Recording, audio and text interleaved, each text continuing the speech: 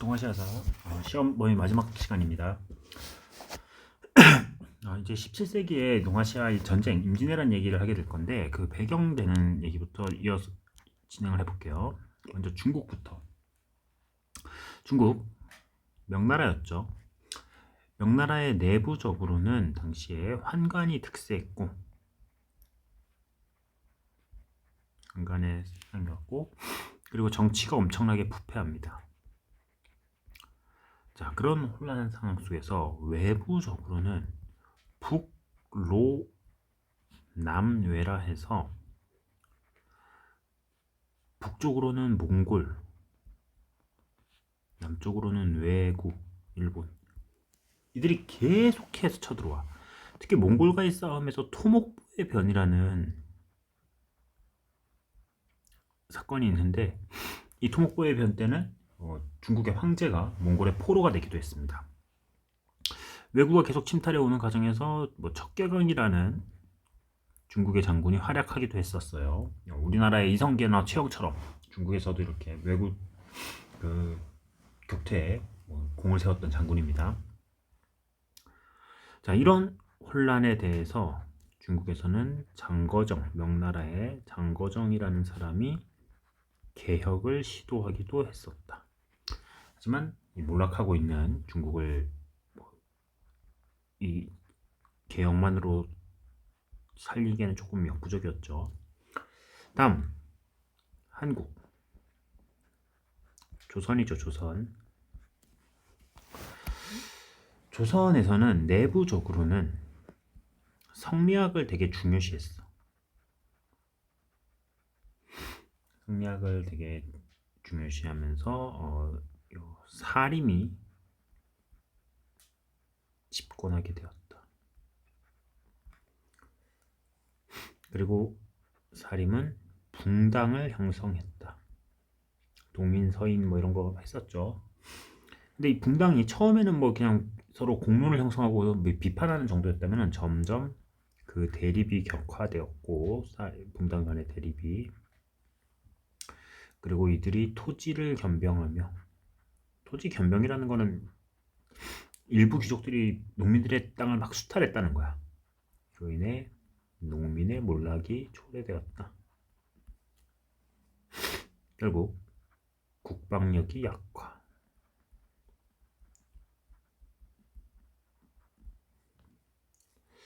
외부적으로는 4대 교린,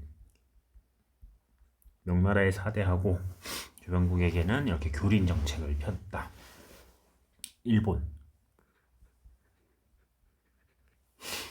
일본은 그 온인의 난이라는 난이 일어나는데, 온인의 난 이후 무로마치 막부가 몰락하게 되고, 망한 건 아니에요. 근데 이제 거의 힘이 없는 거지. 센코쿠 시대가 옵니다. 이거 중국에만 전국 시대가 있는 거 아니야. 전국 시대가 됐어. 그래서 지방의 각 다이묘들이, 지방의 무사들이 세력을 일궈가지고 막 지들끼리 치고받고 싸우면서 일본이 분열된 시기죠. 이 분열된 센코쿠 시대를 통일을 했던 사람이 바로 도요토미 히데요시입니다. 도요토미 히데요시 전에 오다 노부나가라는 사람이 조총을 활용해서 거의 통일을 했어. 그리고 도요토미 히데요시는 그걸 이어받아서 조총을 활용해. 조총은 포르투갈 사람들이 갖다 줬습니다. 포르투갈 사람들이 전해준 조총을 이용해서 일본을 통일을 합니다. 도요토미 히데요시는 전국에 토지를 조사했고, 중국의 토지 조사, 그리고 일본의 도량형 통일, 다음으로 농민들의 무기를 몰수했다.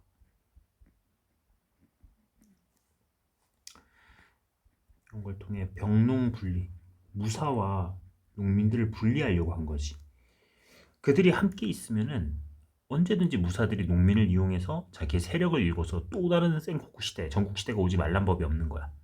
그래서 도요토미 히데요시는 아예 무사들과 농민들을 분리하려고 시도를 했습니다. 자, 이런 도요토미 히데요시는 이제 그 이후를 보는 거야. 도요토미 히데요시가 통일을 하고 나서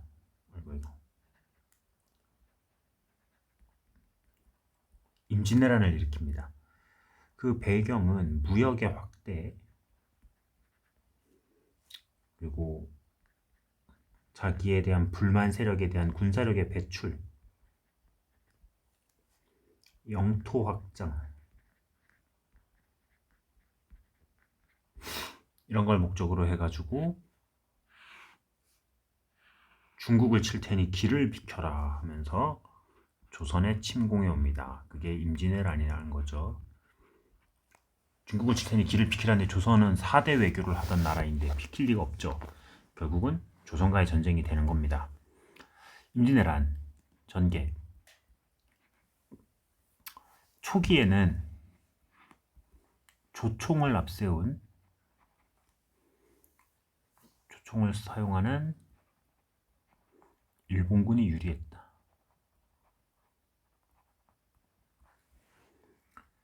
하지만 이후 수군, 이순신이 이끄는 수군의 활약, 그리고 우리나라 육지에서 각 지역의 의병들의 활약, 거기다가 명나라의 원조까지, 명나라가 군대를 보내줘요. 명나라 입장에서는 조선이 무너지면 그 다음은 자기네라는 걸 아는 거죠.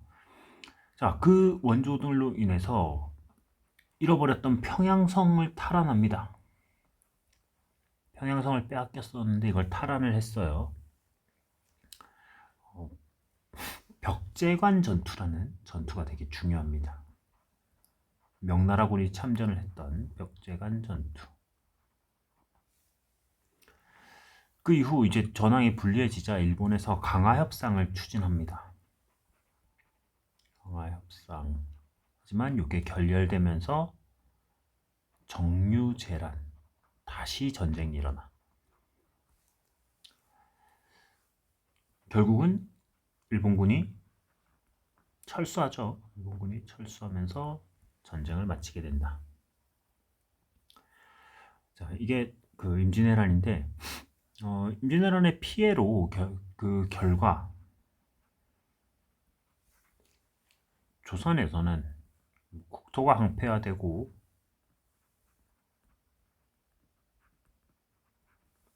그리고 인구가 감소하고 민심이 되게 안 좋아졌겠지. 일본에서는 도요토미 히데요시를 지지하는 세력과 이들을 반대하는 세력이 다투게 됩니다. 세키가하라 전투인데 도요토미 반대파와 지지파가 싸웠고 여기서 승리한 도쿠가와 이에야스가 에도 막부를 수립하게 됩니다. 다음 명나라에서는 재정 부담, 엄청난 재정 부담을 느꼈고 또 이때 여진이 성장하게 돼. 조선을 돕느라고 얘들이 그 신경을 못 쓴 거지. 그래서 여진은 후금을 건국하고 명나라를 점점 압박하게 된다. 자, 이런 내용들이 이 임진왜란의 그 결과입니다.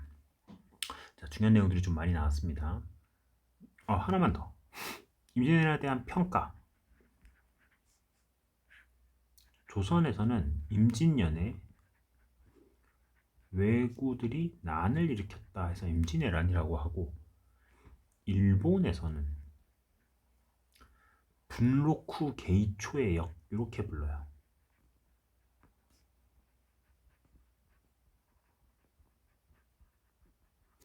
마지막으로 명나라에서는, 중국에서는 항외원조, 외국이 이렇게 쳐들어와서 그걸 우리가 도와줬던 사건. 그래서 각각 자기 국가별로 이렇게 입장이 좀 다르죠, 부르는 명칭에. 이제 임진왜란의 배경부터 해서 그 결과 이런 것까지 다 봤습니다. 수고했습니다.